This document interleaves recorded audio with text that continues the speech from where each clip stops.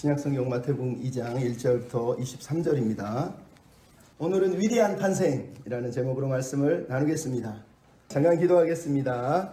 사랑하는 주님, 오늘도 우리가 말씀을 묵상합니다. 주님이 이 땅에 오신 이유를 기억하고 주님이 기대하시는 그 나라, 그 삶을 소망하며 살아가는 우리 모두가 될 수 있도록 축복해 주시옵소서. 아멘. 예수님의 이름으로 기도하옵나이다. 아멘. 성탄절 하면 어릴 적이 생각납니다. 어릴 적에는 여러분도 다 경험한 사람들은 있지만 교회에서는 문학의 밤을 했습니다. 아이들이 문학의 밤을 준비하고 사람들을 초청해서 예수 안 믿는 동네 사람들을 다 불러서, 저희는 특히 시골이어가지고 문학의 밤 행사를 하면 온 동네, 다른 동네까지 와가지고 너무너무 행복한 그런 문학의 밤을 했었어요. 또 하나는 새벽송을 돌았습니다. 12시 땡 치면 그때부터 시작해서 새벽에 집집마다 돌아다니면서 새벽송을 부르고 선물을 받고 교회에 갖다 주고, 크리스마스 이브니까 이브부터 애들은 10시부터 밤에 놀다가 그랬던 기억들이 있어요. 근데 성탄절을 보냈으면서도 성탄의 의미를 제가 잘 많이 그 당시는 생각을 못했던 것 같아요. 근데 성탄의 의미는 여러 가지가 있지만 우리가 성탄을 할 때 항상 이렇게 추리를 놓습니다. 추리를 왜 놓을까요?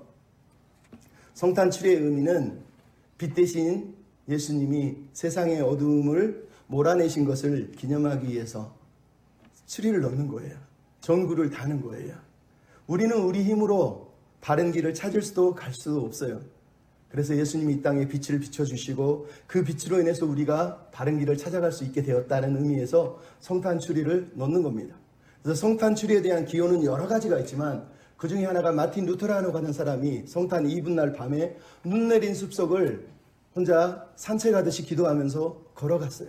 근데 그날따라 유난히 달빛이 밝아서 전나무에 눈이 쌓여 있는데 달빛을 받아서 휘황찬란하게 빛을 내고 있었어요. 그 모습을 보며 마틴 루터가 생각하기를, 우리 인생이 그렇구나. 우리 인생은 전혀 빛이 없는 인생인데 예수께서 달빛처럼 우리에게 빛을 비춰주셔서 우리가 영롱한 빛을 낼 수 있는 거구나. 예수 없이는 우리가 빛된 삶을 살 수 없구나. 그래서 그날 전나무를 하나 베어서 집에 가져가고 거기에 솜으로 눈을 만들고 그리고 전구를 달고 그리고 촛불을 켜고 예수의 탄생을 기념했다고 전해져 내려오고 있는 거예요. 여러분, 성탄이 가장 위대한 이야기고 가장 아름다운 이야기고 가장 놀라운 이야기입니다. 하늘에서 하늘 보좌를 버리시고 하나님의 아들이 우리를 위해서 오신 사건이기 때문에. 근데 여러분, 우리가 성탄절을 가슴 뛰는 이야기로 경험하고 살고 있을까요? 대부분 성탄절 그러면 피곤하고 세상 사람들은 막 잔치 벌리고 술 먹고 깽판 치고 우리는 그나마 교회 와서 이렇게 기념은 하지만 그렇게 유독 기뻐 보이지는 않는 것 같습니다. 하지만 성탄절의 이 성탄 이야기는 세상에서 가장 아름다운 이야기, 놀라운 이야기, 위대한 탄생 이야기입니다. 그럼 복음서들은 성탄의 이야기를 들려줍니다. 마가복음은 성탄 이야기, 즉 예수님의 탄생 이야기를 기록하지 않습니다. 누가복음에서는 세례 요한의 어머니와 예수님의 어머님 마리아의 관계 가운데서 예수님이 이 땅에 오신 이유를 들려주고 목자들이 구유에 누인 아기에게 천사들과 함께 찬송하는 내용으로 등장을 합니다. 요한복음에서는 탄생 이야기를 얘기하지 않고 그냥 말씀이 육신이 됐다라고 성육신에 대해서 언급합니다. 근데 마태복음은 그런 성탄 이야기가 아니라 오늘 우리가 읽은 것처럼 전혀 다른 성탄 이야기를 들려주고 있습니다. 왜냐하면 누가나 요한이나 마가나 마태는 다 자기가 전하고 싶은 예수님이 있었고 그 예수님이 어떤 분인지를 알려주고 싶어서 이 성탄 이야기를 들려주고 있는 거예요. 그러면 오늘 본문의 마태가 우리에게 들려주려는 성탄 메시지의 핵심은 무엇일까요? 따라합시다. 하나님의 나라를 사모하며 삽시다. 네, 오늘 본문의 마태가 들려주는 성탄 이야기는 하나님의 나라의 이야기라고 여러분이 기억하셔야 돼요. 성탄절은 하나님의 나라의 이야기예요. 여러분, 예수님이 태어나셨을 때를 오늘 본문 2장 1절 19절을 보면 헤롯이 통치하던 때라라고 얘기합니다. 누가복음 2장 1절은 아우구스토, 즉 아우구스투스가 통치하던 때다라고 얘기합니다. 이때가 어떤 때입니까? 예수님이 필요했던 그때, 예수님이 오셔야 했던 그때를 들려주는 거예요. 아우구스투스가 호적하라라고 인구조사를 시켰습니다. 이유는 딱 하나예요. 인구를 조사해서 세금을 뜯어가기 위해서였어요. 그 당시 수많은 유대인들은 너무 많은 세금을 걷었어요.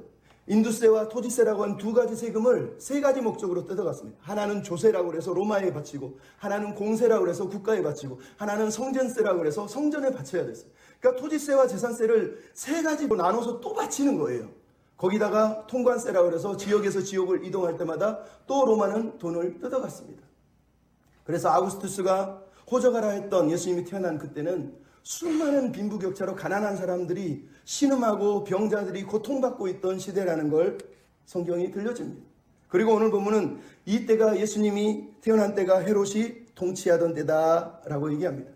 헤롯은 주전 40년부터 주전 4년까지 살았던 사람입니다. 그리고 혈통적으로는 아랍 사람이에요. 하지만 종교적으로는 유대인이었어요. 가짜 유대인이에요. 진짜 유대인은 아닙니다. 그리고 문화적으로는 그리스, 헬라 문화를 너무 사랑해서 예루살렘까지 그리스식 도시, 그리스 도시로 만들려고 했던 사람이에요.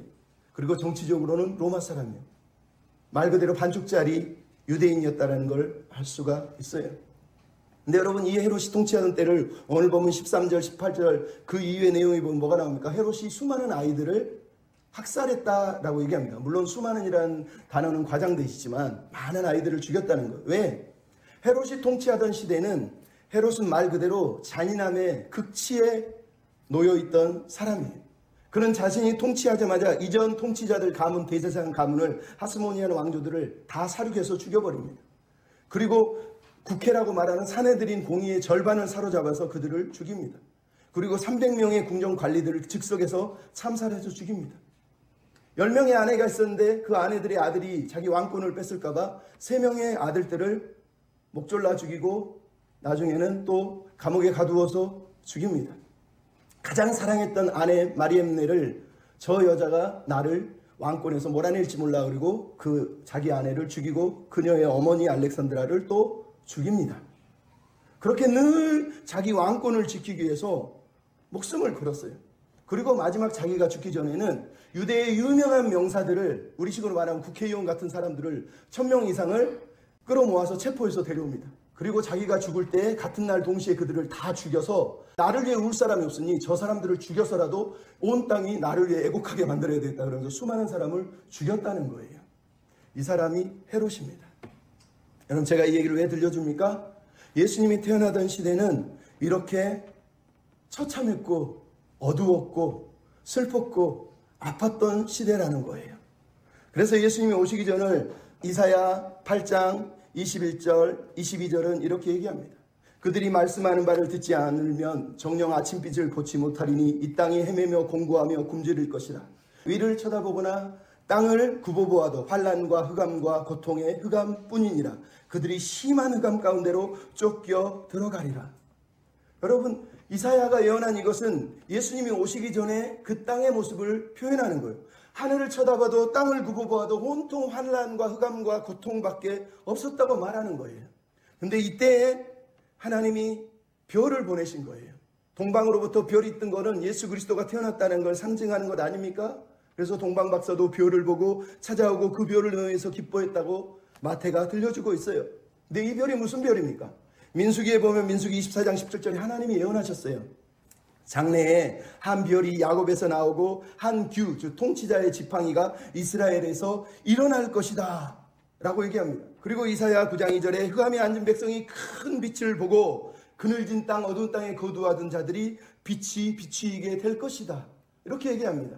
그리고 이사야 60장 1절은 일어나라 빛을 발하라 내 빛이 이롭고 여호와의 영광이 너에게 임하였느니라 라고 말씀하시면서 이 어두운 세상에 하나님이 빛 대신 메시아 예수를 보낼 것을 이미 예언하신 거예요. 근데 헤롯 시대의 슬픔이 뭡니까? 그들은 빛을 거부했다는 거예요. 폭력과 압제와 가난과 죽음이 난무하던 세상에서 빛은 도무지 받아들일 수가 없었어요. 그래서 요한복음에 보면 뭐라 그럽니까? 요한복음 1장 1절, 5절, 9절, 10절 빛이 어둠에 비치되 어둠이 깨닫지 못하고 참 빛이 세상에 왔으나 자기 땅에 오며 자기 백성이 영접하지 아니하였더라.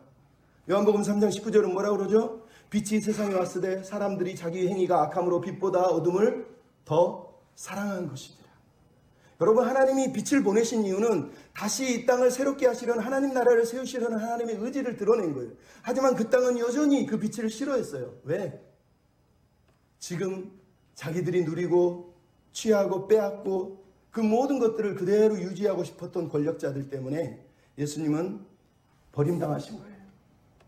어쨌든 중요한 건 이런 세상에 아기 예수님이 태어나신 거예요. 여러분, 우리는 궁금하지 않습니까? 예수님이 태어났다고 세상이 바뀌었습니까? 예수님이 돌아가시고 부활했다고 세상이 바뀌었습니까? 아무것도 바뀌지 않았어요.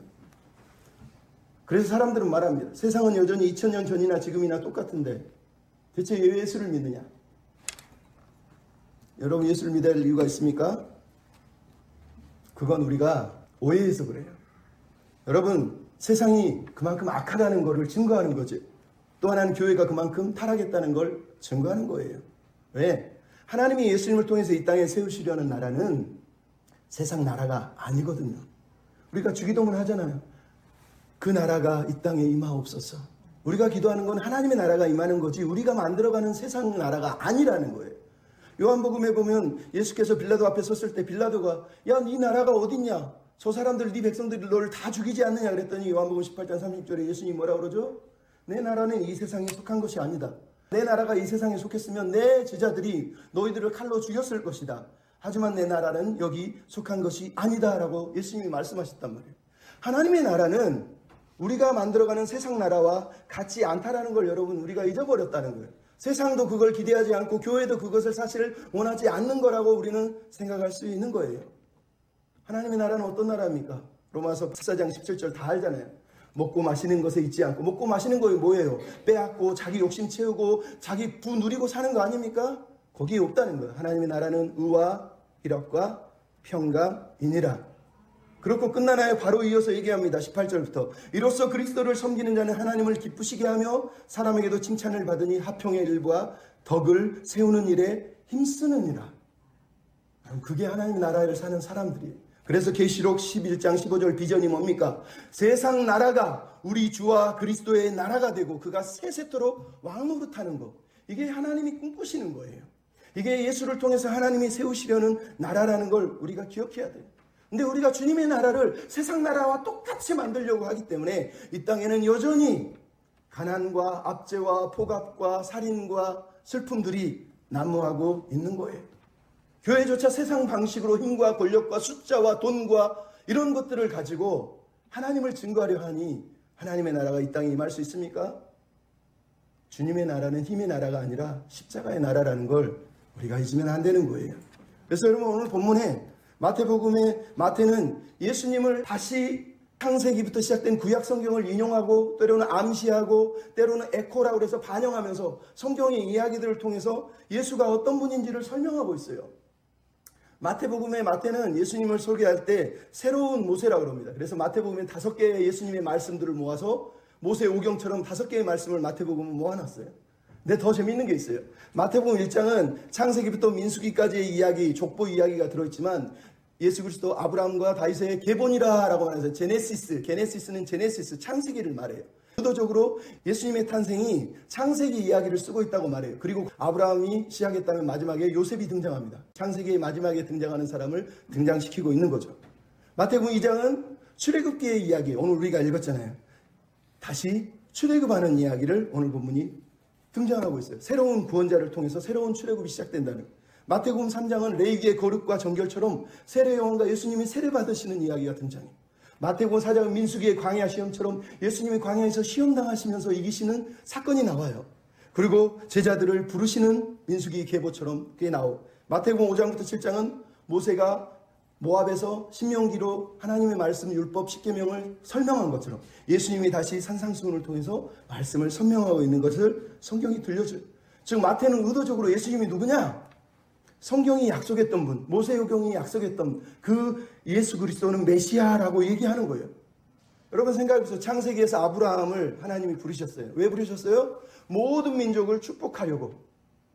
그래서 나중에 아브라함의 후손이 야곱이 12지파를 형성하고 70명의 아들이 생기니 요셉이 이 사람들을 애굽으로 데려와서 큰 나라가 되게 만드시는 것을 봐요. 그리고 다시 하나님이 이 이스라엘 백성을 출애굽시켜서 언약을 맺고 하나님의 나라를 시작하는 이야기가 창세기부터 요셉 이야기 속에, 모세 이야기 속에 등장한단 말이에요. 근데 여러분 오늘 본문에 마태는 의도적으로 이 이야기를 다시 쓰고 있어요. 먼저 마태복음에 예수님 이야기에 선택된 게 뭐예요? 누가복음에서 주인공은 마리아지만 마태복음 1장에 보면 요셉이 나옵니다. 근데 요셉은 누구라고 그럽니까? 다윗의 자손 요셉이라고 그럽니다. 근데 흥미로운 건 요셉은 오늘 보면 2장에도 그렇고 1장에도 그렇고 항상 꿈을 꾸는 자로 등장을 하고 있어요. 현몽하여 현몽하여 현몽하여. 무슨 얘기예요? 마태는 의도적으로 요셉을 창세기의 꿈꾸는 자 요셉과 다윗의 후손이라고 하는 두 개를 결합을 시키고 있는 거예요. 그래서 하나님의 꿈을 이 사람 예수 그리스도가 성취할 것이라는 것을 장모를 통해서 마태가 설명을 하고 있는 것을 우리가 보는 거예요. 또 하나는 모세의 이야기를 들려주고 있어요. 하나님께서 모세에게 이제 너는 가라, 내가 너를 보내서 이스라엘 백성을 구원할 것이다 라고 말씀합니다. 근데 마태복음 1장 21절 23절은 뭐라 그럽니까? 그 이름을 예수라 하라. 그가 그 백성을 죄에서 구원하여 건져낼 것이다 라고 말씀하시면서 모세와 예수의 탄생을 딱 연결시키고 있는 거예요. 즉 예수님은 하나님이 모세를 통해서 세우려고 했던 그 나라를 다시 세우기 위해서 이 땅에 태어난 사람이라고, 태어난 하나님의 아들이라고, 우리를 죄와 어둠의 나라에서 하나님의 사랑의 나라로 옮기시려고 오신 분이다 라고 성경이 우리에게 얘기하고 있는 거예요. 더 놀라운 건 뭐예요? 요셉을 알지 못하는 왕이, 이스라엘 백성이 아이를 낳으니까 너무 방대해지니까 아이들을 죽이기로 결정하고 그 아이를 죽이려 합니다. 모세만 간신히 살아납니다. 오늘 본문의 헤롯은 요셉의 아이를, 하나님의 꿈을 가지고 태어난, 하나님의 나라를 시작하려고 태어난 이 아이를 죽이기 위해서 2살 이 아이들을 모두 죽이라고 명령을 합니다. 그럼에도 하나님이 이 아이를 구출해내고 있는 거예요.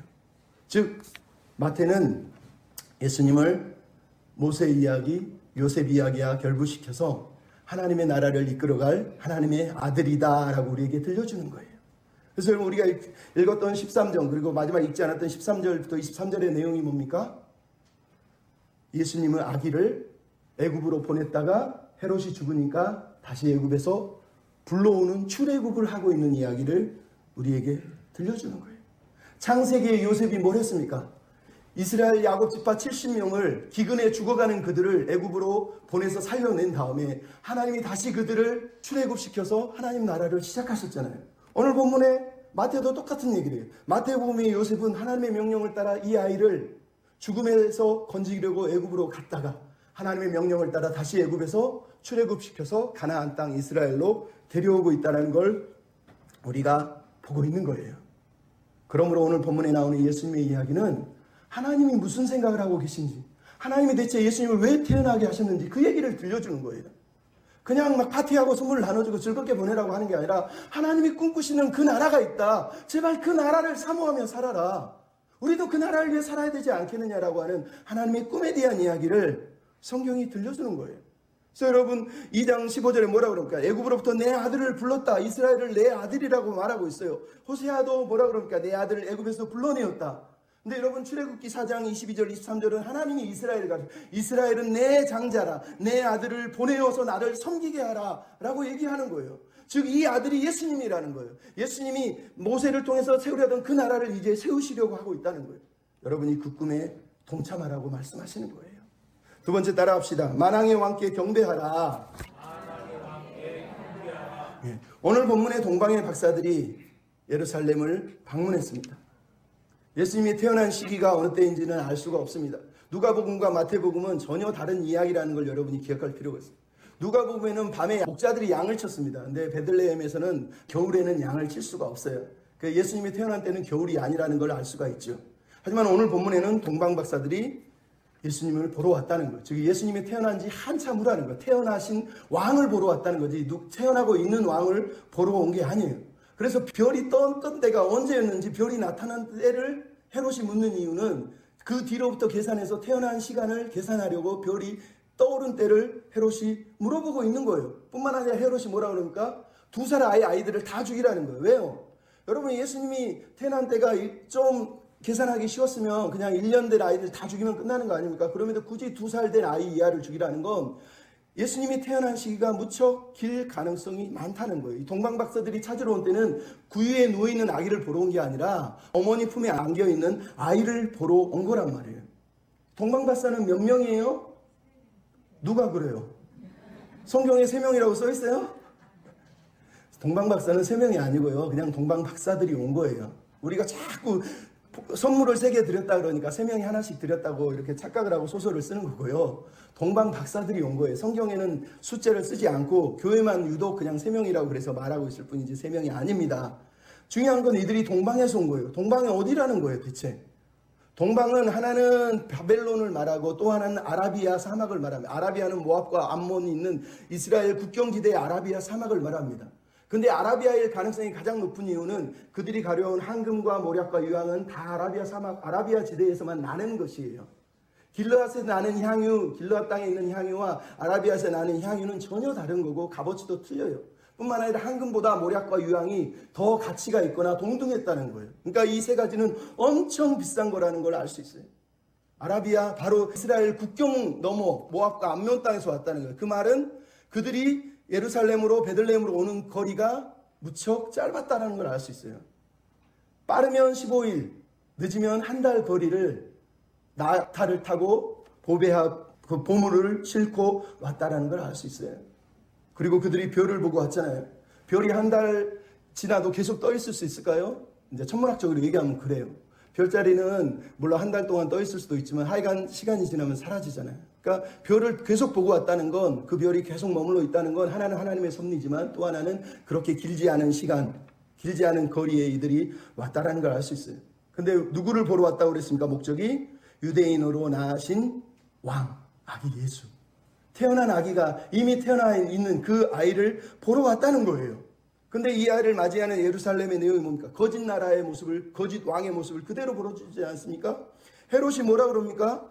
서기관과 대제사장들을 모아놓고 분명히 동방박사가 유대인의 왕으로 나신 이가 어딨냐 물었더니 그리스도가 어디서 나겠느냐라고 물었다는 거예요. 여러분, 헤롯은 유대인, 반쪽짜리 유대인이, 그래서 유대인의 왕이 그리스도라는 걸 이해했어요. 하나님이 보낸 구원자라는 걸 이해했다는 거예요. 자기 왕권을 위협할 존재라는 걸 알고 있었다는 거예요. 그래서 동방박사가 얘기도 하는 그리스도가 어디서 났냐고 물어보고 있는 거예요. 거기다 4절 7절에 무르니는 미완료예요. 계속 추궁한 거예요. 자기 부하들 대제사장들에게 묻고 동방박사에도 또 계속 물었어. 제발 그 아이가 어디서 태어났는지, 뭐 언제 태어났는지 계속 추궁하고 있는 거예요. 왜 이렇게 집착할까요? 헤롯은 과대망상증 환자거든요. 누군가가 자기 왕권을 무너뜨리고 자기를 죽일 거라는 정신병의 집착증에 사로잡혀 있는 사람이었기 때문에, 자기를 위협하는 모든 정적들은 다 죽이려는 사람이었기 때문에 이 일을 하고 있는 거예요. 대제사장과 서기관은 어떻습니까? 예수님이 어디서 태어난지를 너무 잘 알고 있어요. 성경을 연구하고 율법을 가르치는 사람들이니까 얼마나 잘 알고 있습니까? 다 알고 있는데 뭐 하고 있어요? 저기서 태어났어요. 베들레헴에 가보세요. 그러고 끝났다는 거예요. 왜 그랬어요? 그들은 지금 왕 옆에 붙어서 권력을 누리고 부를 누리고 명예를 누리는 것이 너무 행복했기 때문에 예수의 소문은 그리 기쁘지 않았어요. 왜? 예수가 오시는 건, 메시아가 오시는 건 자기들의 모든 권력과 부와 모든 것들을 다 특권을 내려놓아야 하는 사건이 되기 때문에 예수를 기뻐하지 않는 거예요. 여러분, 온 성이 소동했다고 말합니다. 왜 소동했을까요? 기뻐서 소동했나요? 아니죠. 소동하다는 이 단어는 뒤흔들다, 흥분시키다, 요동하다. 왜? 헤롯을 알잖아요. 헤롯은 누군가가 왕이 될 거라는 쌍만 보이면 잘라서 죽이는 사람인데, 동방박사가 갑자기 나타나서 왕이 태어났다 그러니 난리가 난 거예요. 사람들이. 큰일 난 거예요. 이제 나라가 뒤집어질 상황이 벌어진 거예요. 그래서 소동하는 거. 어떻게. 이들은 예수에 대해서, 예수님이 누군지에 대해서 전혀 감신이 없어요. 진실에 대해서, 진리에 대해서 알고 싶지 않아요. 그냥 헤롯이 누군가를 죽일 거라고 하는 그 가짜 뉴스에, 그 가짜 뉴스를 믿고 있는 거예요. 그러면서 그거에 막 서로 가십을 나누면서 흥분하고 있을 뿐이지, 동방박사들이 말씀하신, 예언한 그 소문의 진짜 주인공에 대해서는 관심이 없었다고 얘기를 하고 있는 거예요. 가장 진실을 사모하고 고대해야 될 하나님의 도성 예루살렘이, 다윗의 성이었던 예루살렘이 메시아의 소문을 무시했다라고 성경이 얘기하는 거예요. 여러분, 슬프지 않습니까? 저는 이 땅의 교회도 이런 모습이지 않나 생각합니다. 까라마조프 형제들에 대해서 제가 몇 번 얘기하지만, 거기에 보면 대제사장이라고 하는 사람이 예수님이 나타나니까 그 사람을 감옥에 가둡니다. 그러면서 얘기합니다. 예수님 왜 이 땅에 오셨습니까? 당신이 오시면 우리가 누리었던 모든 특권을 포기해야 하는데 예수님 제발 감옥에서 나오지 마시고 여기 계십시오. 그러면서 예수님을 감옥에 가둬버립니다. 여러분, 이 땅의 교회가 그러지 않을까요? 우리가 누리는 세상 명예, 부 다 누리고 싶은데 예수님은 자꾸 십자가로 오래, 십자가로 가래. 듣기 싫죠. 알고 싶지 않죠. 그래서 예수님이 태어나도 같이 즐겁게 행복합시다 이런 얘기를 할 줄 알아도 우리가 예수님의 길을 따라가야 된다 이 말을 하기가 무척 힘들어요. 자기도 그렇게 못 사니까. 그게 이 땅의 슬픔이에요. 그런데 동방박사들을 누가 인도했어요? 하나님이 별을 통한 섭리와 그럼에도 불구하고 그들이 말씀을 통해서 미가 예언에 의하면 베들레헴에서 예수님이 태어난다는 걸 듣게 됐다는 거예요. 여러분, 우리도 마찬가지입니다. 하나님의 인도는 하나님의 섭리와 하나님의 말씀을 통해서만 인도함을 받는 거예요. 헤롯도 대제사장도 다 거부했지만 동방박사들은 여전히 말씀의 인도를 받았고 우리도 여전히 말씀의 인도를 받아서 하나님의 섭리 아래 주님께로 나아가는 사람들이 돼야 되는 거예요. 여러분, 만왕의 왕인 예수님을 향해서 동방박사들이 찾아와서 오늘 보면 9절로 12절에 경배를 했습니다. 보배합을 열어, 보배합은 왕의 동일한 신분을 가진 사람들에게 보물을 드리기 위해서 보물을 담아놓은 보배합이라고 그거를 말해요. 그 보배합에 아까 말했지만 황금, 유황, 모략이 들어있어요. 이 세 가지는 다 아라비아에서 나오는 거고 가장 비싼 것들이에요. 양이 얼마인지는 우리가 알 수가 없어요. 중요한 건 마태가 동방박사들이 가져온 이 보물에 초점을 두고 있다는 거예요. 왜 이 보물을 강조할까요? 너희도 예수님이 너희를 위해 죽었으니 동방박사처럼 너희가 가진 모든 것을 아낌없이 바쳐라. 가장 귀한 것을 드려야 되지 않겠냐? 예수님이 하나님이 자기 아들을 주었는데 너희들은 왜 그것도 못 드리냐? 여러분, 마태가 지금 그것을 얘기하려고 이 본문을 썼을까요? 아니요. 성탄절을 우리가 예수께 뭘 드릴까를 고백하는 시간이 아니고요.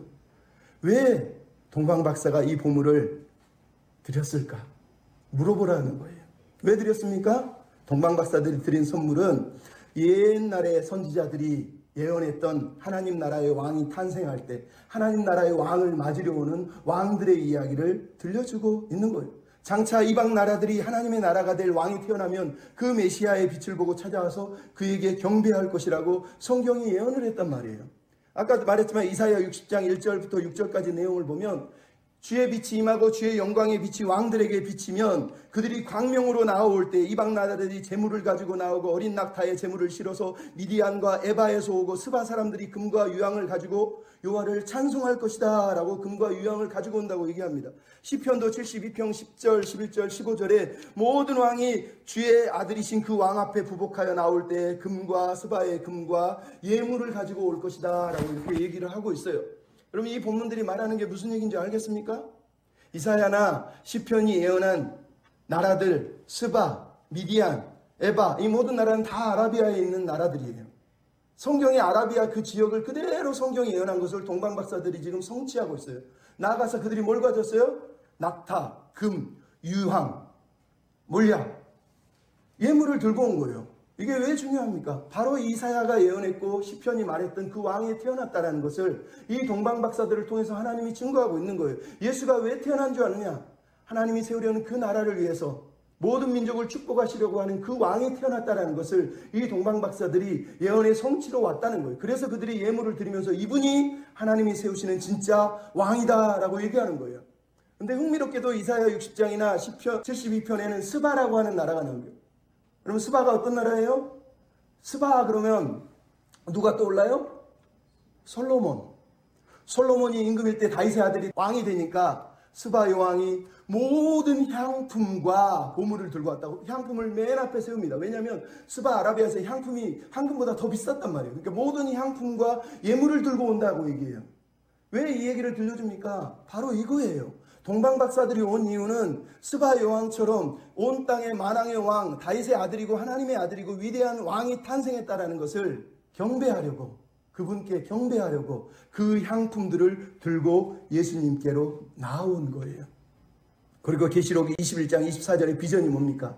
장차 마지막 날에 만국이 빛 가운데로 나올 때 땅의 왕들이 자기 영광을 가지고 다 들어올 것이다 라고 계시록 21장의 24절에 말씀을 하고 있는 거예요.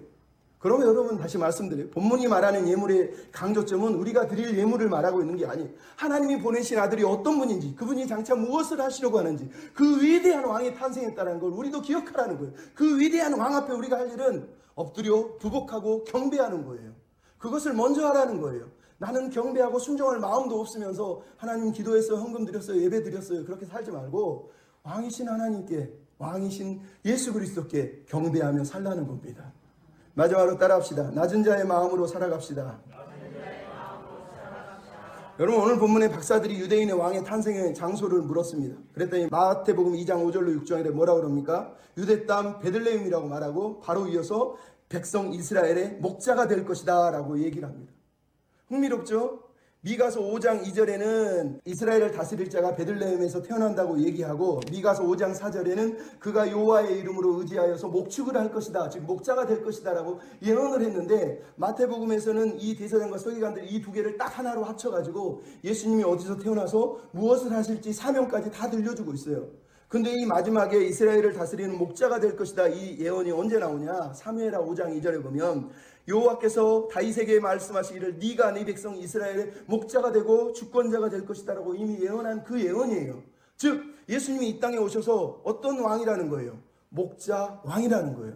예수님은 목자 왕으로 오신 거지, 세상 헤롯처럼 아우구스투스처럼 권력과 힘과 자기 군사들을 가지고 피로 정복하며 자기 왕권을 누리는 나라를 세우러 오신 분이 아니라는 거예요. 그는 목자로 오신 거예요.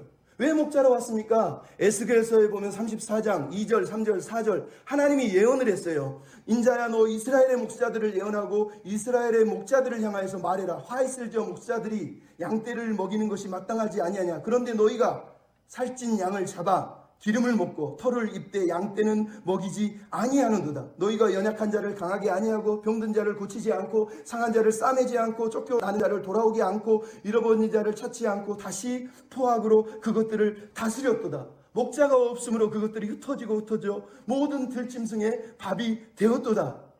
여러분, 에스겔서가 예언한 이 상황이 지금 예수님이 태어난 그 시대하고 똑같아요. 목자라는 사람들이, 내가 목자야라고 말하는 사람들이 양을 사육하고 고기를 구워먹고 털을 벗겨서 자기 옷을 입으면서 자기 부는 채우면서 상하고 길 잃고 방황하는 잃어버린 양들, 목자 없는 양으로 만들어서 들짐승의 밥이 되게 만들었다는 거예요. 그게 그 시대고 그게 예수님이 태어난 시대예요. 그래서 하나님이 뭐라고 그랬어요? 에스겔서 34장 12절 13절에 내가 그들을 다시 모아서 이스라엘 산위와 시냇가에 그들을 거하게 하고 좋은 꼴을 먹이고 좋은 곳에 누워서 살찐 꼴을 먹일 거야 라고 하나님이 말씀하세요. 그러면서 그 목자를 누구라고 그래요? 내가 한 목자를 세우리니 내 종 다윗이라. 그가 그들을 먹이고 목자가 될 것이다. 내 양 곧 내 초장의 양 너희는 사람이라. 나는 너희 하나님이라. 이렇게 말씀하셨어요. 여러분 무슨 말인지 알겠습니까? 목자는 왕을 비유해요. 근데 왕들이 하나님의 양인 이 사람들을 뜯어먹고 죽이고 자기 배를 채운다는 거예요. 그래서 하나님이 다윗과 같은 목자, 양을 돌보고 사랑하는 그 목자를 보내서 그들을 살찐 것으로 먹이고 시냇가에 누워서 평안히 살게 할 것이라고 말씀하신 거예요. 이 목자가 누굽니까? 마태복음 9장에 보면 35절 36절에 예수께서 병든 자, 각색 병든 자 막 몰려오니까 그들을 보시고 불쌍히 여기시며 이르시기를 그들이 목자 없는 양같이 고생하여 기진함이라. 예수님의 에스겔서의 그 예언을 그대로 알고 있어요. 지금 백성들이 지도자들에게, 리더들에게 얼마나 헐뜯겨서 살아가는지 그 처절함을 보시면서 예수님이 아파하신 거예요. 그래서 예수님이 요한복음에 뭐라고 그럽니까? 나는 선한 목자다. 내가 온 것은 양으로 생명을 얻고 생명을 주요. 예수님이 하나님이 주시려는 그 생명을 주고 더 풍성하게 얻게 하려 합니다. 나는 선한 목자라. 내가 양들을 위하여서 목숨을 버리노라. 여러분, 이게 예수님이 이 땅에 오신 일이에요. 진짜 목자는 자기를 버리는 사람이래요. 양들을 죽여서 자기 부를 누리고 양들을 희생해서 자기 명예를 누리는 사람이 아니라 자기가 죽는 사람이라는 거예요. 예수님이 그렇게 낮은 자의 마음으로 이 땅에 오신 거예요. 그래서 예수님 앞에 엎드린 사람이 박사들 그리고 목자들 아닙니까? 높은 자부터 낮은 자까지지만 박사들이 이방인이라는 걸 따시면 사회적으로 변두리에 있는 사람들을 가장 먼저 하나님이 예수 앞으로 초청해서 예수 앞에 경배하게 만들었다고 성경이 우리에게 말하는 거예요. 그 당시 목자들은 시편 23편에 다윗이 노래했던 그 목자가 아니에요. 1세기의 유대인들에게 목자는 가장 싫어하는 직업 중에 세 번째 목록에 해당되는 하찮은 직업이고 하루민이었다는 걸 알 수가 있단 말이에요. 또 하나 예수님은 구유에서 태어나셨어요. 여러분 구유에서 태어났단 말을 듣고 말구유, 소구유 이런 생각을 하는데 여러분 베들레헴은 말이나 소를 키우지 않아요. 양의 구유를 말합니다. 양의 구유를 양들하고 같이 놓지 않고요. 베들레헴에서는 일반 가정집들은 가족 방 안에다가 구유를 둡니다. 그리고 가족방 구유 바로 건너편에 양을 둡니다. 그래서 양들이 먹고 싶으면 구유에서 이렇게 먹을 수 있도록 그 공간을 만들어 놓는 거예요. 그리고 2층 다락방을 만들어서 손님이 그 방에 거주하게 만들어요. 그래서 손님이 오면 2층 다락방 객실에 모시게 하는 거예요. 그래서 여러분, 예수님이 태어났을 때 예수님은 여관에서 방이 없어서 못 주무신 게 아니라 일반 가정집에 가셨는데 거기에 손님방이 다 차서 가족방에 들어가서 가족방에서 아이를 따뜻한 구유에 따뜻한 방에 일반 가정과 함께 행복하게 이 성탄을 보냈다. 성경이 이렇게 우리에게 말하는 거예요. 근데 우리가 1세기 유대 상황을 모르니까 예수님은 말구유 비천한 곳에 막 그냥 냄새나는 똥냄새 나는 곳에 누우셨다고 막 이렇게 얘기하는데 그렇지 않습니다, 여러분. 예수님은 여관에 태어나신 것이 아니에요. 여관은 판토케이온이라고 해서 선한 사마리아, 누가복음 10장에 보면 딱 한 번 나옵니다. 선한 사마리아인이 얻어맞은 사람을 여관에 맡겨두잖아요. 그때 여관이 나옵니다. 근데 누가복음 2장에 나오는 여관은 여관이 아니고 바로 누가복음 22장 11절에 나오는 객실을 말해요. 예수님이 제자들에게 뭐라고 하는 거예요? 유월절을 보낼 방을, 객실을 구해하라 그래서 한 집에 가서 객실을 달라고 합니다. 거기가 다락방이었다고 말합니다. 이 객실과 이 여관이 헬라어로 똑같은 단어라고 얘기를 해요. 여러분 무슨 뜻인지 이해하시죠? 그러니까 예수님이 이 땅에 오신 건 우리가 너무 많이 오해를 하고 있는 거예요. 막 냄새나는 막 구유에 누워가지고 막 그렇게 사신 게 아니라요. 가장 가난한 집안에 평범한 가정에 이미 여러분 베들레헴은 요셉의 고향이에요. 베들레헴 인구는 많이 300~400명이면 집이 20채 30채밖에 없습니다. 거기서 요셉이 왜 굳이 여관을 찾아갑니까? 여관이 있었을까요? 아니요. 여관이 아니라 다락방, 손님 묵을 방이 없었다는 거예요. 자기 친척들이 손님을 모실 방이 없었다는 거예요. 그래서 한 집에서 손님 방에는 이미 사람들이 다 찼으니까, 왜냐하면 호적하러 왔으니까 여기저기서 베들레헴으로 왔으니 방이 남아나겠습니까? 그래서 한 주인이 자기 집, 그 요셉의 친척집 방에 따뜻한 아랫목에 가족과 함께 예수님을 모시고 함께 거기서 지냈다고 얘기하는 거예요. 즉 예수님은 가장 낮은 모습이지만 냄새나고 비천한 이런 의미가 아니라 가장 평범하고 가난하고 일상적인 사람들의 가정 가운데 오셔서 함께 그날 성탄 예식 가운데 태어나셔서 계셨다라고 성경이 우리한테 말씀을 하고 있는 거예요. 그래서 제가 말씀드리려는 건 그거예요. 여러분, 예수님은 태어나자마자 가난한 집 시골에서 베들레헴에서 엄마가 회복될 때까지 계시다가 나중에 하나님의 명령을 듣고 애굽으로 갔다가 나중에 다시 베들레헴을 안 오고 나사렛으로 갔다고 얘기합니다. 여러분 이게 무슨 얘기입니까? 왕이라며요. 그러면 애굽에서 있다가 헤롯이 죽었으니까 자기가 왕의 자리에 앉거나 내가 왕자야 그러면서 왕궁으로 화려한 왕궁으로 들어가야 되는 거 아닙니까? 근데 예수님은 그러지 않고 나사렛이라고 하는 시골 총구석으로 다시 들어가셨다는 거예요. 왜요? 거기서 자기처럼 평범하고 가난하고 아무것도 가지지 못한 사람들과 함께 살면서 하나님의 나라의 마음을, 낮은 자를 섬기는 삶을 거기서 배우시고 그렇게 섬기시며 사신 분이 바로 우리 예수님이라는 거예요. 그러면 여러분 오늘 본문을 통해서 말씀드립니다.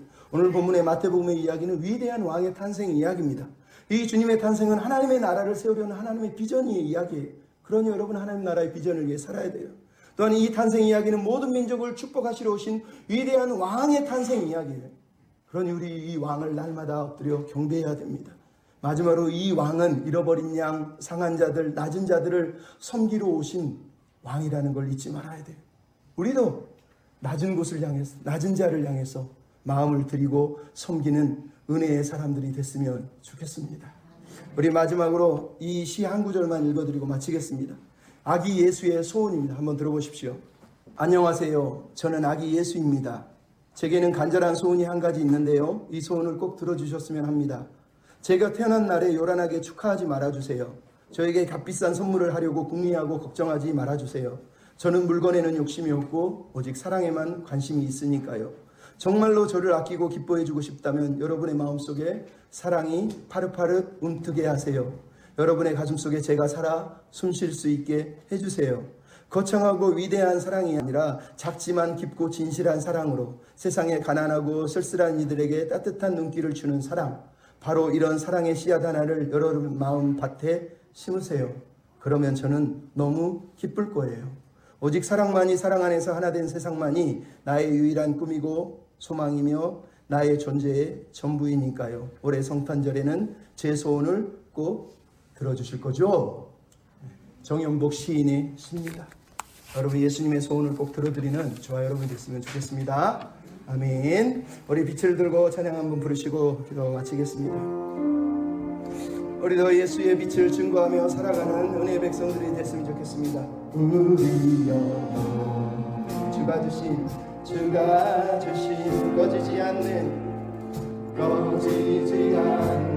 빛이 있네. 오직 주님께 우리를 드릴 때 그 빛을 밝혀. 다시 한번 우리 영혼에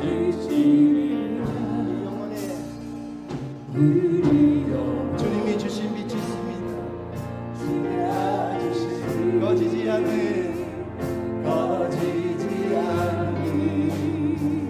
빛이 있네. 오직 주님. 우리를 드릴 때 그 빛을 밝혀 주시리라. 이제 일어나 소망이 없는 어두운 세상에 나아가라. 내 빛 비춰라. 모두 알도록 빛을 들고 세상으로. 이제 일어나 어둠 속에 방황하는 자들에게 이제 일어나 소망이 없는 어두운 세상에 나아가라. 내 빛 비춰라. 모두 알도록